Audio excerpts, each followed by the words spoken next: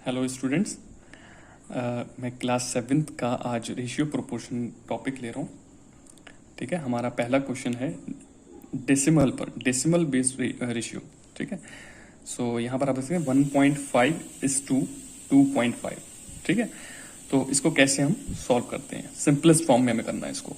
ठीक है, so ratio means upon 1.5 upon 2.5। ठीक है, तो सबसे पहले तो ये जान लें डेसिमल कैसे रिमूव होगा। अगर डेसिमल तभी रिमूव होगा जब डेसिमल के बाद जो डिजिट्स है, नंबर ऑफ डिजिट्स न्यूमरेटर और डिनोमिनेटर में इक्वल होना चाहिए। ठीक है, तो यहाँ पर हम देख सकते हैं डेसिमल के बाद एक डिजिट न्यूमरेटर में भी है और डिनोमिनेटर में भी एक ही डिजिट है, तो डेसिमल रिमूव हो जाएगा इसलिए। ठीक है, सो ये हमारा अब क्या हो गया, इट इज 15/25। ठीक है, तो अब ये किस सेम टेबल से रिड्यूस होगा, 5 से जा सकता है, 5 3 एंड 5 5। सो हमारा आंसर क्या हो गया, 3/5। ओके, सो हमारा नेक्स्ट क्वेश्चन है मिक्स फ्रैक्शन पर बेस्ड है, रेशियो का ही। डिफरेंट टाइप के क्वेश्चंस लेंगे ताकि सारी चीजें कवर हो जाए अच्छे से। तो ये मिक्स फ्रैक्शन को पहले हम इम्प्रॉपर में कन्वर्ट कर लेते हैं। तो ये सब तो आप जानते होंगे, 4 × 6 + 1। इम्प्रॉपर में कैसे करते हैं, 4 × 6 + 1, तो 4 6 24 एंड 125/4। ठीक है, इम्प्रॉपर में कन्वर्ट हो गया। उसके बाद देखिए 12 2 24 + 1 25/2। ठीक है, अब आप देख सकते हैं यहाँ पर दो फ्रैक्शंस हैं गिवन, तो हम कैसे इसको सॉल्व करेंगे। पहले तो सिंपल हो रहा था, सिंगल न्यूमरेटर एंड डिनोमिनेटर था, अभी फ्रैक्शन में है, डबल फ्रैक्शन है। सो इसको हम कैसे कर सकते हैं, 25/4 और इस रेशियो की जगह आप क्या ले लो, डिवाइड का साइन, जिससे बहुत ज्यादा इजी हो जाएगा। वैसे तो उसको दो तरीके हैं फाइंड आउट करने के। ठीक है, 25/2। ठीक है, सो 25/4, और हमें पता है डिवाइड का साइन चेंज करने के लिए हमें क्या करना होता है, मल्टीप्लाई में करने के लिए नेक्स्ट फ्रैक्शन, जो बाद वाली फ्रैक्शन है, सेकंड फ्रैक्शन, उसको हमें रेसिप्रोकल कर लेना होता है। ठीक है, तो हमने उसको रेसिप्रोकल यानी कि उल्टा कर लेना है। ठीक है, समझ आया। तो अब हम देख सकते हैं कि 25 सेम है, कैंसिल हो जाएंगे, 25 1 एंड 25 1 एंड यहां पर देखिए 2 1 एंड 2 2 4। और इतना तो सबको पता ही है कि numerator and denominator he cancel out होते हैं या रिड्यूस होते हैं। कहीं न्यूमरेटर से न्यूमरेटर या डिनोमिनेटर से डिनोमिनेटर कभी भी कैंसिल नहीं होता। सो यहाँ पर देखिए रिजल्ट क्या है, 1 × 1, 1 × 1 मीन्स 1 एंड 2 1 2। सो ये हमारा आंसर हो गया, बस फिनिश। यहाँ पर मैं एक क्वेश्चन जो था हमारा, जो सेकंड क्वेश्चन था, उसमें मैं एक चीज ऐड करना चाहता हूँ, मतलब उसको मैं सेकंड मेथड से बताना चाह रहा हूँ। अगर आप लोग को जो भी इजी लगे आप वो उसका यूज कर सकते हैं। तो ये क्वेश्चन जो हमारा था, जो डबल फ्रैक्शन था, जो भी मिक्स फ्रैक्शन में थी, दो फ्रैक्शंस, यही वाला मैं फिर से एक और बार बता देता हूँ। यहाँ पर देखिए ये तो सिंपल स्टेप रहेंगे, 6 4 24 एंड 125। ठीक है, 25/4 is to 12 to the 24 and 125/2। तो यहां पर देखिए, यहां तो मैंने डिवाइड का सिंबल दिया था, डिवाइड के सिंबल के थ्रू किया था, बट अभी मैं क्या करने वाला हूं, सिंपल सेकंड मेथड से बता रहा हूं। 25/4, इसको मैं छोटा अपॉन बोल देता हूं और एक हम बड़ा अपॉन लगा लेते हैं, ये। ठीक है, इस तरीके से, और ये इसके नीचे आएगा, जैसा कि हम सारे क्वेश्चंस में करते आ रहे थे, 25/2। ठीक है, अगर जिसको भी ये इजी लगे तो ये अप्लाई कर सकता है, अदरवाइज आप उसी मेथड से जा सकते हो। यहां से देखिए, फर्स्ट फ्रैक्शन 25/4। ठीक है, और जो नीचे है, जो सेकंड वाली है, वो ऊपर मल्टीप्लाई में आने पर क्या होगा कि ये रेसिप्रोकल हो जाएगी। रेसिप्रोकल मतलब उल्टा, फ्रैक्शन जो है वो उलट जाएगी। सो ये 25/4 था हमारा। ठीक है, और जो नीचे वाली जो फ्रैक्शन है, बड़ा वाला जो अपॉन जिसको मैंने बोला है, उसके नीचे जो फ्रैक्शन आ रही, second fraction, first fraction second fraction, दो है।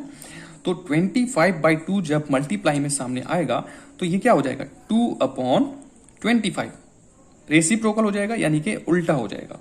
ठीक है, अब देखिए हम इसको कैसे सॉल्व कर लेंगे इजीली। 25/4 इंटू 2/25। अब बिल्कुल सेम फॉर्म में आ गया, जैसे कि यहां पर देख सकते हैं आप, हम लोगों ने किया था, बिल्कुल सेम फॉर्म में आ गया। अब जो भी आपको चाहिए वो अप्लाई कर सकते हो। सो यहां पर देखिए 25 से 25 कैंसिल हो जाएगा, सेम नंबर कैंसिल हो जाते हैं ऊपर नीचे, denominator and numerator, and 2 1 2 and 2 2 4। So again देखिए आंसर सेम ही रहेगा ना, 1/2 इज द आंसर। तो ये हो गया, आपको जो भी इजी लगे वो आप अप्लाई कर लिए दोनों में से। ओके, सो नेक्स्ट क्वेश्चन है हमारा 3 hours is to 1 day। ये कैसे करेंगे जब हमारे पास दोनों साइड डिफरेंट यूनिट्स गिवन होंगी। तो डिफरेंट यूनिट जब भी होंगी गिवन, तो हमें क्या करना है, हमें बड़ी यूनिट को हमेशा छोटी वाली में कन्वर्ट कर लेना। अब हमें इतना तो पता ही है कि आवर्स से बड़ा डे होता है, ठीक है, और ये भी पता है कि 1 day is equal to how many hours, तो 24 आवर्स, ये सबको पता है, ठीक है। सो इसको हम क्या लिख सकते हैं, 1 day is equal to 24 hours, और ये तो एज इट इज रहेगा 24 आवर्स। अब क्या हो गया, ऐसा करने से दोनों साइड यूनिट्स सेम हो गई, और जब तक कि सेम नहीं होंगी तब तक हम कैंसिल नहीं कर सकते, सॉल्व नहीं कर सकते, ठीक है। सो 3 hours इज टू 24 आवर्स, तो 3/24, ठीक है, कैंसिल कर लेंगे सेम टेबल से, 3 से जाएगा, 3 1 एंड 3 8, ठीक है। सो ये हो गया हमारा आंसर 1/8, ठीक है। किसी को भी कोई प्रॉब्लम हो आप लोग कमेंट करके पूछ सकते हैं। ओके, सो नेक्स्ट क्वेश्चन फिर से एक डिफरेंट क्वेश्चन है, जो कि डिफरेंट यूनिट्स हैं। फिर से एक साइड मंथ्स गिवन है और एक साइड ईयर्स। फिर से मैंने जैसे कि लास्ट क्वेश्चन में आपको बताया कि ईयर्स को हम मंथ्स में कर लेंगे, इट मीन्स कि बड़ी यूनिट को हमेशा छोटी में कन्वर्ट करेंगे ताकि यूनिट सेम हो जाए और हम इजीली कैंसिल और सॉल्व कर पाए। तो 6 months इज टू, पहले हम फर्स्ट मिक्स फ्रैक्शन को इम्प्रॉपर में कर लेते हैं, 3 1 3 एंड 1 4, 4/3 ईयर्स। सो इतना तो हमें पता ही, 1 year is equals to 12 months होते हैं, ठीक है ना। तो जितने भी मंथ्स, जितने भी जो ये ईयर्स गिवन है उसको हम 12 से मल्टीप्लाई कर लेंगे, क्योंकि बड़ी यूनिट से स्मॉलर यूनिट में जाने के लिए हमें क्या करना होता है, मल्टीप्लीकेशन, ठीक है। 1 year is equal to 12 months, सो 4/3 years इज इक्वल टू क्या लिखेंगे, पहले हम इसको कॉपी कर लेते हैं, 4/3 इंटू 12 क्यों लिया, because 1 year is equal to 12 months, ठीक है। सो ये भी अब मंथ्स में हो गया। अब यहां पर हम देख लेते हैं कुछ कैंसिल हो रहा है तो कर लेंगे। नाउ 3 1 एंड 3 4, ठीक है, कैंसिल हो गया। अब ये मंथ्स में कन्वर्ट हो गया। नाउ 4 इंटू 4, 4 4 16, पहले हम इसको कॉपी कर लेते हैं, 4 4 16 months, ठीक है। आप देखिए कि दोनों यूनिट्स जो हैं वो सेम हो गई हैं, इक्वल हो गई हैं। अब हम इजीली इसको सॉल्व कर सकते हैं। नाउ 6/16, बिल्कुल वैसे ही जैसे हमने लास्ट के क्वेश्चंस किए थे। अब सेम टेबल से किससे कैंसिल होगा, 2 से कर लेते हैं, 2 3 एंड 2 8। सो हमारा आंसर क्या आ गया, 3/8। 3/8 इज द सिंपलेस्ट फॉर्म, हो गया आंसर, ठीक है। ओके स्टूडेंट्स, हमारा नेक्स्ट क्वेश्चन है, फिर से एक डिफरेंट क्वेश्चन है, जो कि अभी तक हम डबल फ्रैक्शंस, डबल नंबर्स देख रहे थे, अब हमारे पास ट्रिपल हैं, यानी कि ट्रिपल फ्रैक्शंस हैं, 1 2 एंड 3। अब इसको हम कैसे सॉल्व करेंगे, तो फर्स्ट ऑफ ऑल तो पहले हम इसको इम्प्रॉपर में कन्वर्ट कर लेते हैं, क्योंकि ये मिक्स फ्रैक्शंस हैं सारी तीनों में, ठीक है। सो जैसा कि हमने लास्ट क्वेश्चन में किया था, 3 1 3 प्लस 1, ठीक है, कितना हुआ 4, 4/3, okay, and 4 2 8 and 1 9, 9/4 is to 6 1 6 plus 5 11, 11/6, okay. अभी देखिए अब क्या कर सकते हैं, जब ट्रिपल फ्रैक्शन है डबल में तो इजीली हम कर लेते थे डिवाइड का साइन लगा करके।